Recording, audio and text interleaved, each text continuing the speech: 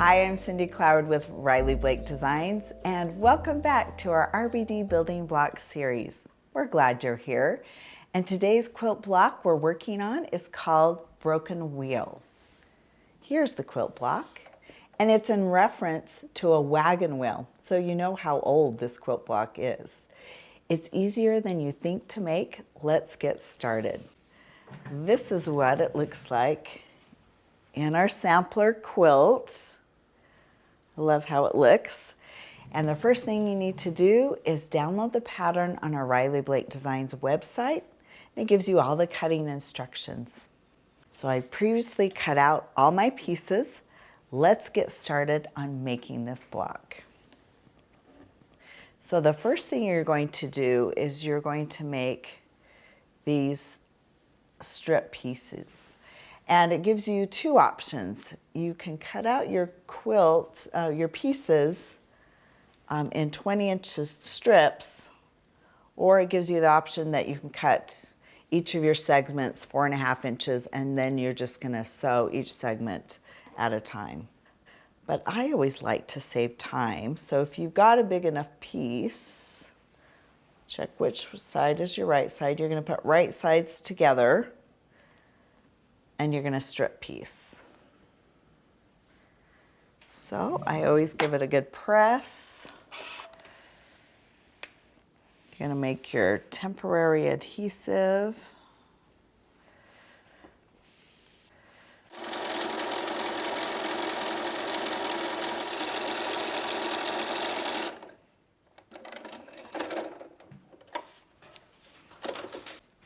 Okay, let's open it up.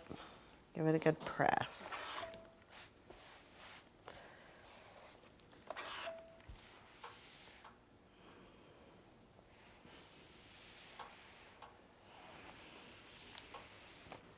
Okay, once you've got your pieces all finished,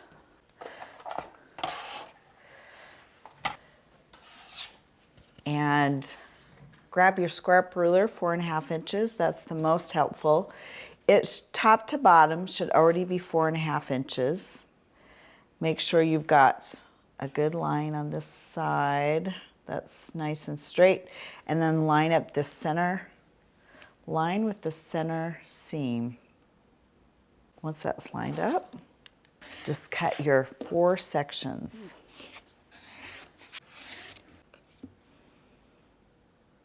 Together.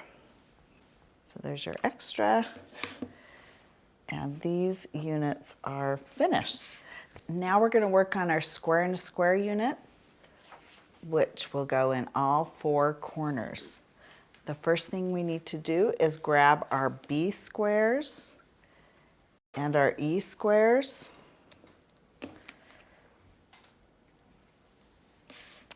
On the back side of your E square, mark corner to corner. This is going to be your sew line. Let me mark that again.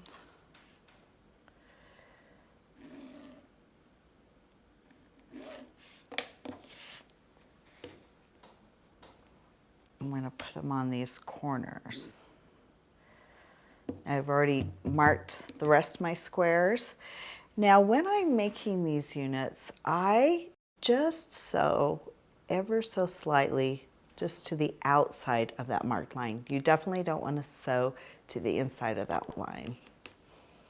So we can take our 4 units, we'll grab all these, and put them right sides together.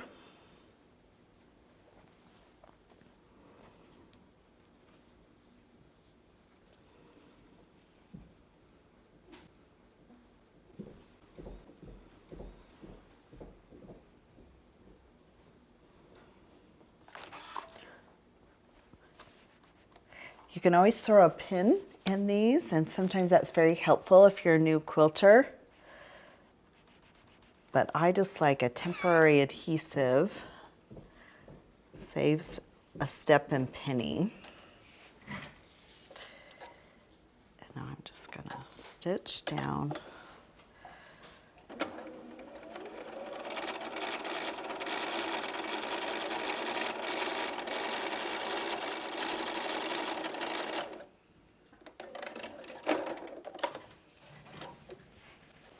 let's bring it over here.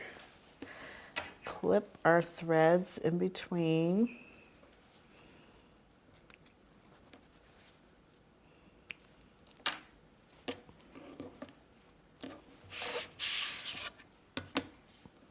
And now we're going to just check it real fast.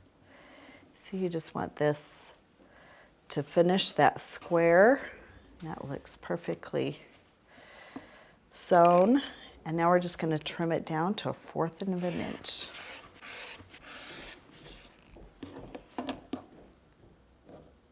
Okay, so we can bring them back to our pressing station and set those stitches.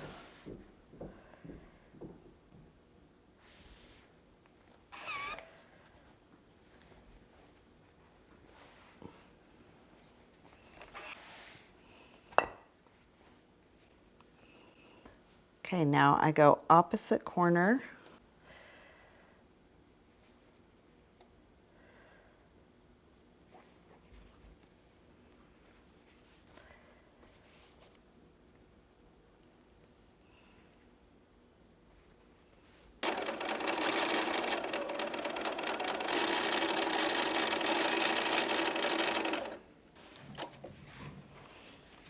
Okay, now that we've got that side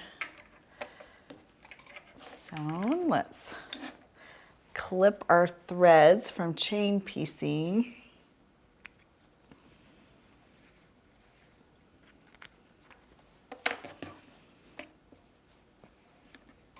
Let's trim them down.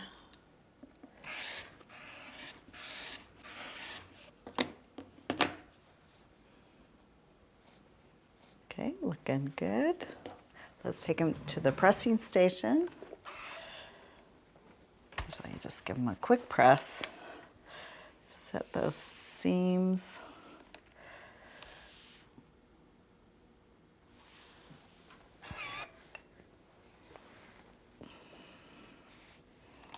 Sometimes they need a little spritz.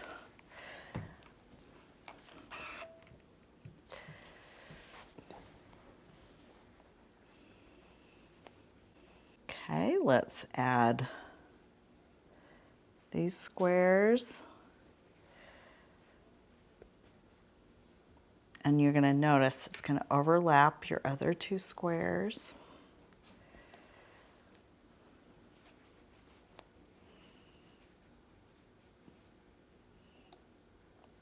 So make sure you're sewing from this corner to that corner.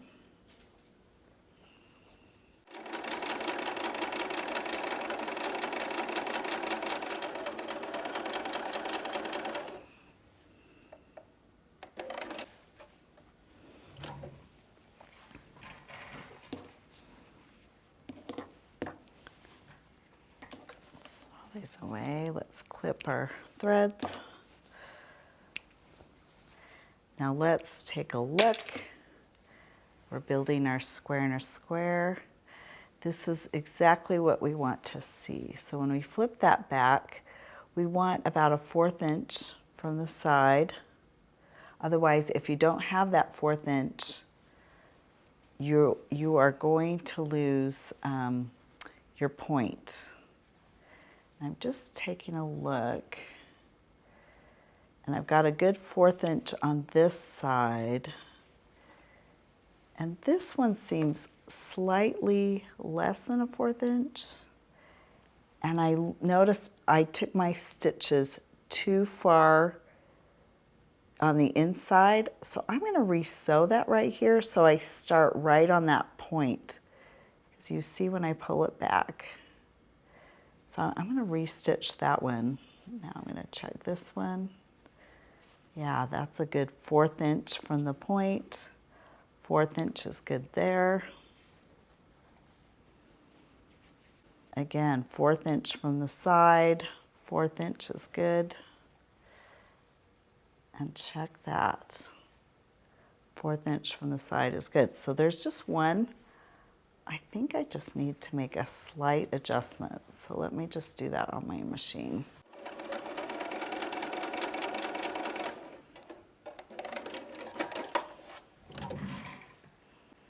bring it back. And then I've got that good 1/4 inch from the side. So let me trim those off.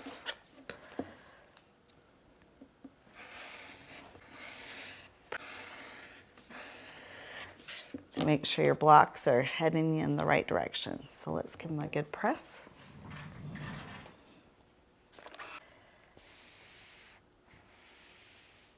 Let's open that up.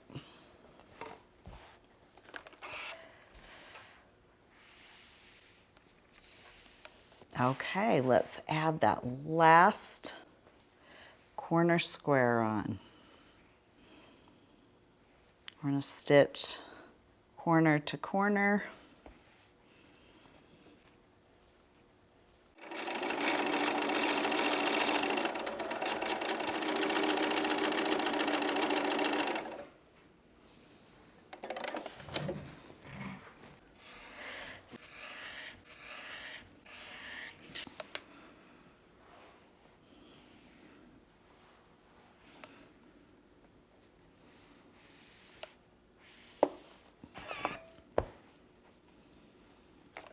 Now, it's never a bad idea to bring them back and just make sure they are all squared up, lining your center block, making sure you don't need to trim. This one is slightly skiwampus, but it's gonna work out in the seams. Just gonna trim that ever so slightly right there.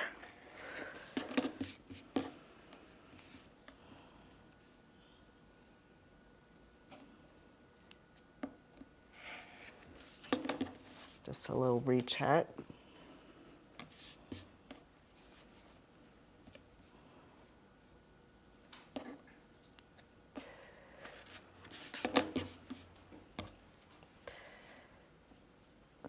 Go. That's good to go. Okay, let's do our block layout. We can move all these little stickers to the side.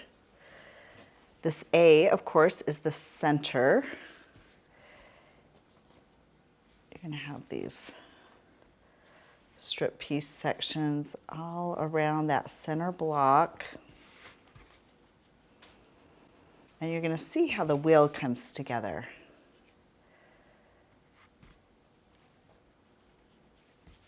So these corner pieces create that wheel effect.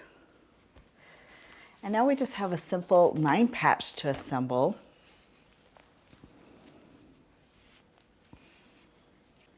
We're going to flip those over. And I usually just put a pin on the top where you're starting your stitches. And I leave it on this design board when I take it to my machine. So I remember this is the direction I'm sewing these units.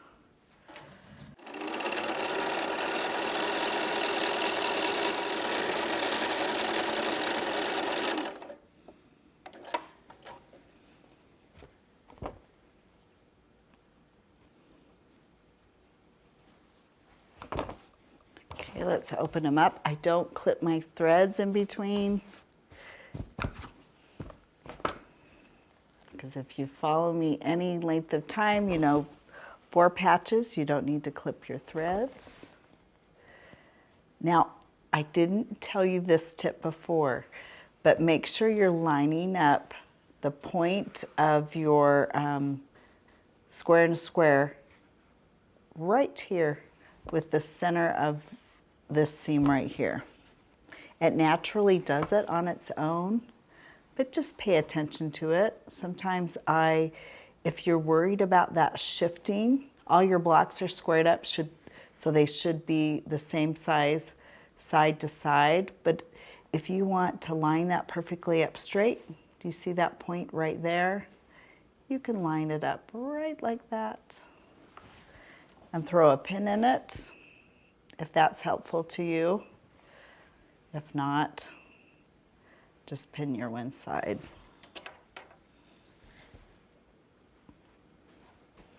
This, there's no points to line up, so just line up the top. And again, you want this point to line up to that point, so you can kind of flip it over, line it up with your eyeball, put a pin in there or not.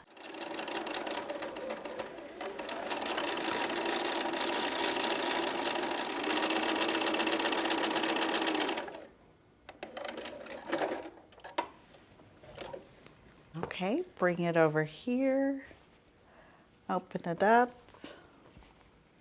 It's looking good. Do you see how that point just lines up perfectly? We're very happy with that. And now we just have 2 more seams. So we're going to flip this over and nest our seams here. Now I like how these open up. There's a lot of bulk here, so I like how they naturally open up like that. So those seams are going to go that direction, which means this seam on the underside is going to go the opposite direction. You can choose to press right now, but I tend to just finger press and pin in place. Again, I'm going to finger press that with my seams nested.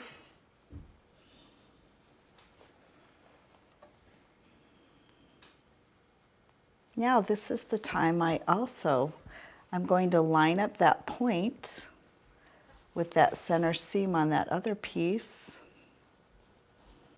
I'll line it up just like that. I'm going to stick a pin in it.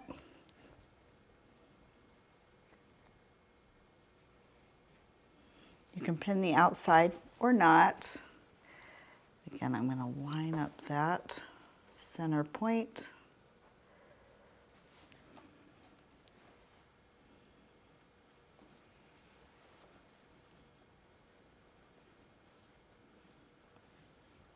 Pin that outside.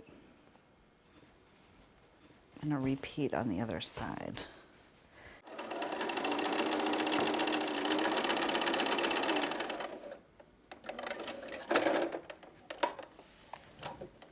Okay, let's take a look before we press it.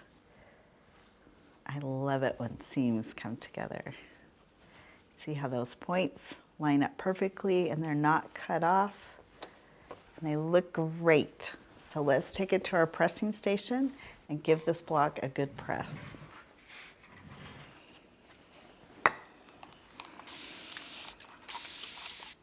think I'll use the bigger clapper.